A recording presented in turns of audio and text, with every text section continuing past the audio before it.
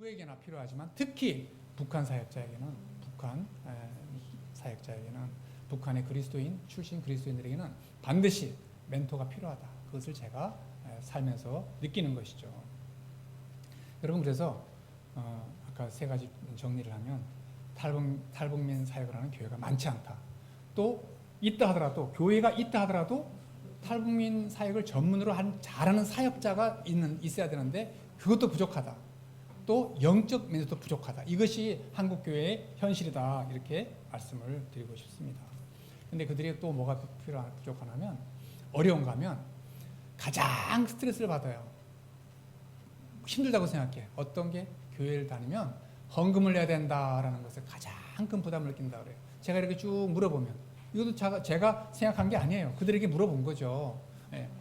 교회 가면 돈을 내야 된다. 10의 1을 내야 된다. 버는 거를 바쳐야 된다.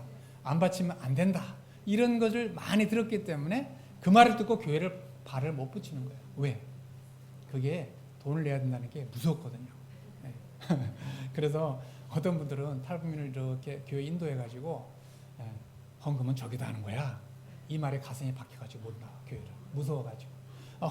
헌금하면 저기 있어. 이 말에 가슴에 박힌다니까? 무섭다니까?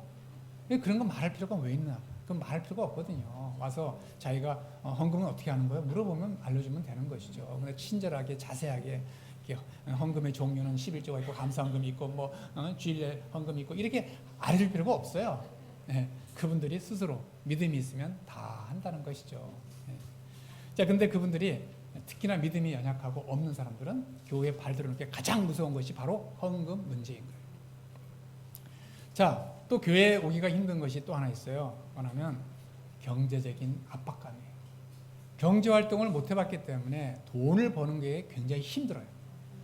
그리고 그야말로 돈의 필요성도, 우리는 이제 계속 돈을 지불하고 집세도 지불하고 핸드폰비도 지불하고 그러는데, 전기세도 여러분 아무리 북한에 못 살긴 하지만 그런 것도 잘 사용을 못하긴 하지만 그런 세를 안 내고 살았단 말이에요. 근데 한국 오니까 이거를 다 지불해야 되는 거예요. 그때 고지서가 날라오면 가슴이 덜컹한다 그래요. 네.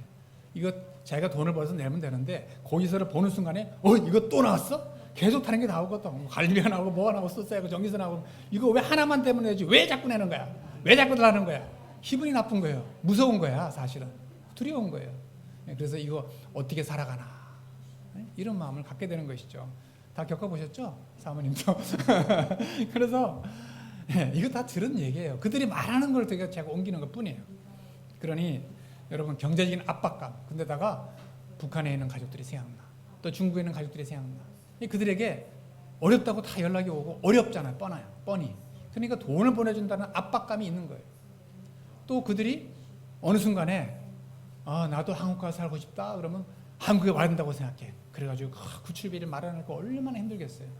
그러니 돈을 보내주는 거, 그걸 가지고 어떤 가족들은요, 그거 가지고 가정이 깨져요. 가정이 깨져. 왜? 돈을 보내야 된다. 그거 매일 계속 보내야 되냐? 이거 가지고 부부싸움 해가지고 너는 그러면서 일 가지고 맨날 불화하고 깨지는 경우도 있어요. 예. 서로 이해를 못하는 것이죠. 여러분, 그들이 북한에 또 중국에 돌볼 가족이 있다 이러는 것은 보통 우리 한국 사람이 없는 것인데, 그것이 크게 압박감으로 다가오는 거예요. 그래서 주일날 돈을 좀 더 준다, 일거리가 있다, 그걸 뿌리치는 것은 쉽지 않아요. 그래서 경제적인 압박감이 그들에게는 있다 이 말이에요. 그러니 여러분, 좋은 일이 있는데 그것은 주일날 일을 한다 라고 하면 그걸 뿌리치기가 정말 쉽지 않은 거예요.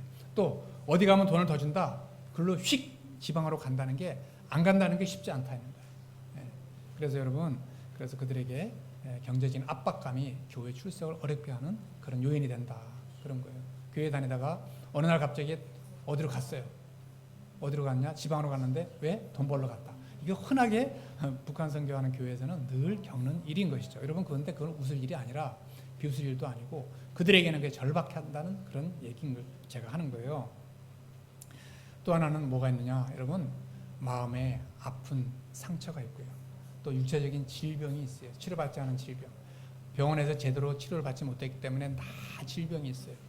우리 예전에 들어온 애들도 다 보면 위가 아프고 뭐가 어디가 아프고 간이 안 좋고 일반적으로 다 질병이 있어요. 저는 오자마자 북한들 오면은 병원에 가서 종합 진단을 다 세밀하게 시켜요.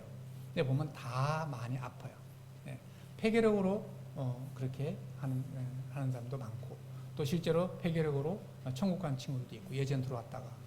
예. 그러니 여러분, 영양이 부족하기 때문에 저항력이 약해서 병원에 많이 병이 있고, 또 게다가 마음에 아픈 것은 여러분, 이게 사실은 먹고 살기 바쁘잖아요. 막 바쁘게 돌아가요. 그러면 여러분, 상처라는 걸 인식을 못해요. 상처를 느낄 시간도 없어요.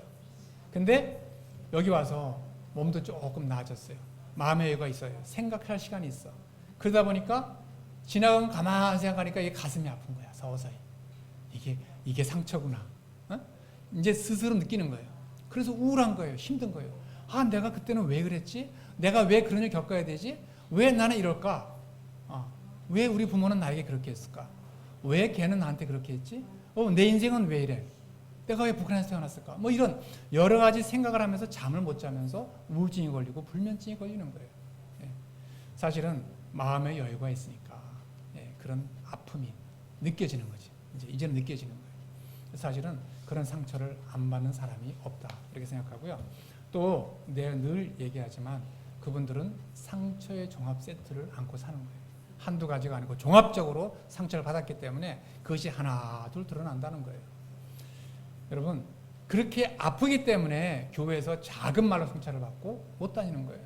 그렇게 몸이 아프기 때문에 교회에 나올 힘이 없는 거예요. 그렇게 몸이 안 좋기 때문에 약속을 지킬 능력이 없는 거예요. 약속을 지키고 싶어요. 몸이 안 따라가죠. 마음이 안 따라가죠. 여러분, 그래서 교회에 정말 정기적으로 잘 나오는 게 쉽지 않고 힘들다, 그런 말씀을 드리는 거예요. 또 북한에서 주체자상을 그들이 배우잖아요.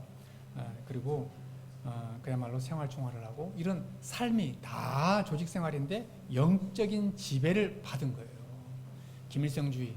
사실은 그들을 위해서 자기가 모든 걸 헌신하고 충성하는 교육을 받았는데 그것이 정말 어느 아침에 없어지는 게 아니죠. 그들이 그런 삶을 살았기 때문에 사실은 교회에 대해서 안 좋은 영향을 받고요. 안 좋은 생활을 갖고 있고, 선교사, 이 선교사 같은 놈, 이게 먼저 욕이에요. 북에서는. 이 선교사, 간사하고 악하고 그런 사람들은 선교사가 대명사야. 내가 선교사인데. 그러니까 저를 처음에는 안 좋게 우리를 안 좋게 생각하는 거지. 얼마 동안? 한 달 이상, 최소한. 내가 보니까 평균. 제가 한마디 묻고 싶어요. 북한 동포들이 교회에 정착하기가 쉽다, 안 쉽다?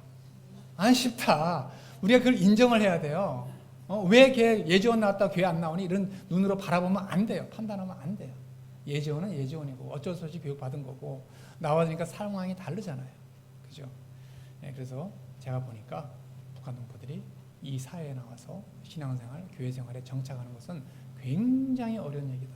다른 말로 하면 그 한 영혼이 정말 귀하다라고 생각할 수 있는 것이죠. 자, 여러분, 그래서 결론을 제가 얘기를 하면 이 북한 사역하는 것이 장난이 아니라는 거죠. 이게 선교사적인 마음이 있어야만이 사역할 수 있는 거예요. 여기가 선교지다. 제가 늘 부르짖는데 대한민국이 선교지. 그렇게 살던 사람이 나와가지고 하나님의 사람으로 성장하고 그렇게 해서 한 사람이 세워진다. 여러분, 선교적인 마인드를 갖지 않으면 절대 그렇게 할 수 없다. 제 결론이 그건 거예요. 한국은 북한 선교의 여러분 최전방이다. 여러분 아멘이십니까? 그런 인식을 가져야지 사역을 할 수 있다 이 말이에요.